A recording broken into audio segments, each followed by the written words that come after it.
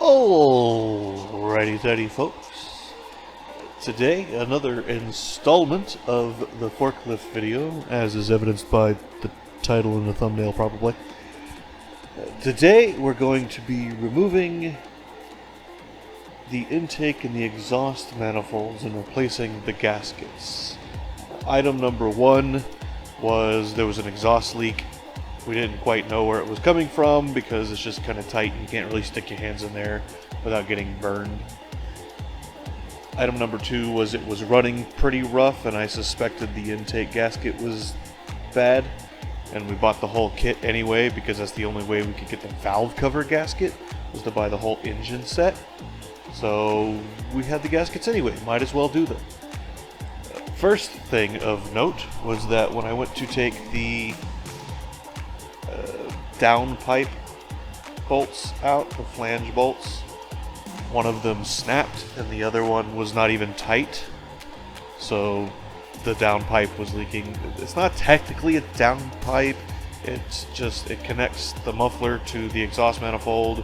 On a car you'd call it a downpipe, but it's not really a downpipe. Obviously from the 1980s, all the rubbers in this thing are kind of old and brittle, so we use a heat gun to warm them up and soften them up a little bit so we can get them off without tearing them. Good tip for anything, honestly, that's old and rubber. Warm it up a little bit, unless it's already disintegrating. You're not going to breathe new life into it necessarily, but you'll be able to get it off without just destroying the thing because it's old and brittle. Yanking on it roughly is definitely going to destroy them. Something else I will note with this thing is that I think this machine was designed as gasoline initially, and somebody did the propane conversion aftermarket. The bracket that holds the propane regulator system and throttle body, or carburetor I guess, in place is mounted to two of the head bolts for whatever reason, instead of some bracket somewhere more reasonable. And the bolts for the carburetor are very, very tight and kind of difficult to get to. You see, I can only move that one right there about an eighth of a turn at a time. Luckily, once you get it broken free, spins freely and you can get it out by hand, it's a little bit easier to get more motion out of it with your fingers because your fingers are squishy and can do more things than a wrench. Pulling the manifolds off of this wasn't all that hard. Some of the hoses were too brittle to disconnect, so we left them connected. The fuel inlet, the propane inlet line, is currently leaking after doing this job. I suspect it was leaking before doing this job, and just moving things around made it leak more, because we smell propane now anytime you turn the fuel on. Obviously they put an odorant in propane, because propane by itself, as far as I know, is an odorless gas. So we're smelling the odorant, and it's designed to be strong so that you can detect even the smallest of leaks. Luckily, the life of this machine is spent primarily outside, so it's not a huge deal, but at some point we definitely will need to replace the fuel inlet line on this forklift because it is, again, very likely from the 1980s. It's just old, and things, when they get old, they get brittle, they break, they fall apart, what have you. It's to be expected. I think he got this forklift for like $800. So $800 for this forklift, and then you put another $1,000 or $1,500 into it to make it run correctly.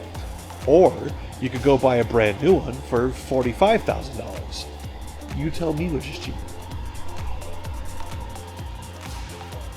During disassembly, I noticed that there were two of the nuts were not torqued as expected, I would say, on the manifold. Now the system, the way it's designed, is the intake and the exhaust sit on the same side of the head, and they share bolts and nuts as retainment mechanisms. There's a washer, and the bolts and nuts press down on the washer. The washer presses on one side the intake, the other side the exhaust flange, and holds them to the head. When I was pulling the retainers off of the head,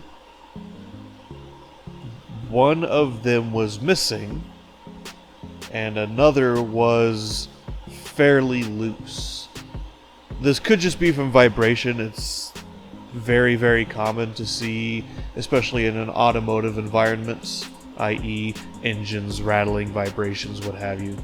It's very common to see nuts and bolts backing themselves off, vibrating loose, just disappearing in normal operation.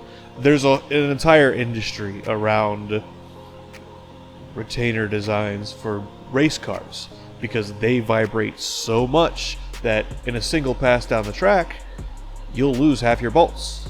They'll just fly off into the ether. So there's entire industries around retainment designs. When I did get the manifolds off, which again, it didn't take all that long. I think this took me an hour and a half removal time. Most of it was the hoses because they were just hard and brittle and I was trying to be gentle with them. But when I did get everything off, you can see there, big old exhaust leak. And on the other gasket, big old leaks. Right there and right there.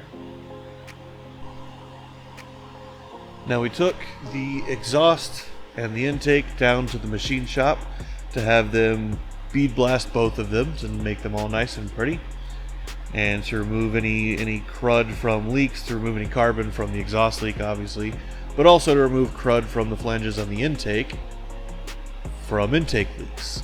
We also got brand new hardware to hold the manifolds onto the head, because when I was pulling the bolts off, also I noticed that some of them were different sizes from the others, which means that somebody had been in there before me, and either they vibrated loose and they put some other bolts that they just had laying around in the bolt bin on there, or they took it off and they lost some and they put some other bolts on there. I'm not entirely sure. Nissan very, very likely would have had these all as the same sized bolt and nut heads, the same size wrench, to remove all of these retainer mechanisms. So we got all brand new stuff and made it all pretty jobs of good. I also got new, they're not really washers, but I got big thick washers. Nissan's factory thing, there were two missing. Somebody had stacked a couple of washers underneath one of the wrong bolts or nuts, and don't get me started on people doing things that they should not be doing. Don't even get me started. But we put all the same hardware on the machine all the way across, so now it's all identical. You don't have to worry about torque variances because you have a bunch of different hardware in there. I also torqued these down to my very highly calibrated hand feel of about 36 to 40 pounds. I didn't put the torque wrench on them because A, I couldn't find a torque spec, and B, I couldn't find a torque spec. So I torqued them down to something that I know will work for the size of stud, bolt, the size of retainer, the material that they're retaining, and the retainment mechanism, i.e. the big thick spring washers that Nissan had installed that we replaced with big thick flat washers, essentially. So I used my years of calibrated experience to torque these down. It's a forklift. I'll have him check it again in 50 hours or so and see how the retainers are holding up in torque. I don't imagine they're going to go anywhere. Again, either someone lost them or they fell off because very likely they were different retainer mechanisms and the torque was not the same all the way across the manifolds. Putting it back together was also, again, not very difficult. The hardest part was the carburetor nuts, because they were a bit silly to get to. And then the owner brings me this brush that looks like it goes into a drill for some reason, and I was playing with that for a minute. And I just thought it'd be funny to show you guys a floppy drill brush that would probably destroy your drill if you put it in there. I thought it was funny. Back to the manifolds. Assembly is just the reverse of disassembly. Put everything back together in the order you took it out. Easy peasy, job's a good one. Literally the thing that took me the longest was putting the nuts on the carburetor, because they were just kind of annoying to get to. Side note, the engine kit did not come with the right gasket for the carburetor. I had to take a gasket that was sort of close and modify it to make it work. The good news is it was larger than I needed and the holes were smaller than I needed, so I was able to just cut the gasket into the correct shape. There's one part that's kind of worrisomely thin, and I worry about the longevity of that section, but assuming the gasket doesn't get interfered with or touched in any way, I don't foresee any problems in the future. It should be okay. As the material gets older, it will shrink a little bit, and there's a possibility that that thin section will crack, causing a small intake leak in the future. Again, in the future, we're talking 5 or 10 years. I doubt he'll even have this forklift in 5 or 10 years, so it's fine. It's fine. We're not worrying about it. It's fine. Everything's fine. Again, with the head bolts, I did not have a torque spec, so what I actually did was I set it to something I thought reasonable for a head bolt for iron block and iron head, which was around 65 psi. I then checked one of the other head bolts, and it popped and the torque wrench clicked, so that tells me that that is very likely the torque that was on the head bolts. I put the 2 head bolts back in the bracket for the propane conversion bracket. Bracket for the bracket. I put the bracket back in the bracket to the bracket to the bracket. Bounce, bounce, bounce, bounce, bounce. Yeah. And because the bracket sort of sat under a lip of the valve cover, I had to remove the valve cover again to do it. Luckily, I had RTV'd the cork gasket in place, a couple of little dabs of RTV on the gasket on the valve cover, so the gasket didn't come off, it didn't tear, it was fine, job's good. I still need to adjust the timing and the idle speed on this machine. That was supposed to be part of this job, but I've been looking for specifications for this thing for a long time, and all I can find is someone trying to sell me books for it for $300 a piece. One book for the wiring, $300. One book for the engine, $300. One book for the hydraulics, $300. One book for the steering and suspension and all of the metally bits, again $300. No, guy, I'm not giving you $1,200 for books that I should be able to get for free because of the age of the machine. Like, no, this information should be free. If it were brand new, I would understand having to buy the books, but at this age, you're not making any money on it. Ain't nobody paying you that. It's not gonna happen.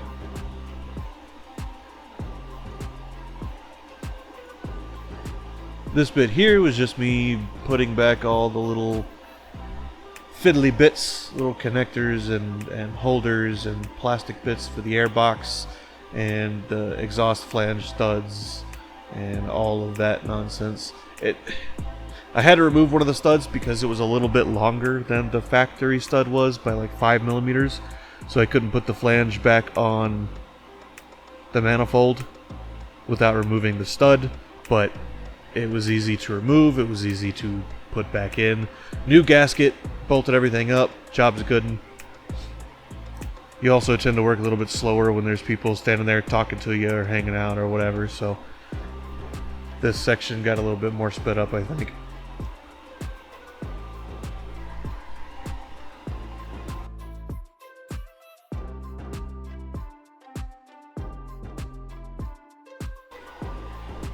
And once everything's back together and all the little brackets are in place, the last thing you gotta do is you gotta get it started and make sure everything that you touched does the thing it's supposed to do. Starts up first time, no problems. Takes about a second or so, because it's propane, they do that. But you get it started and rev it up a little bit, make sure it's good. Everything was good, so we shut it off and we go on to the next project. And if you like the video, as always, don't forget to like it, subscribe it, crank it, and rip it. And we'll see you folks in the next one.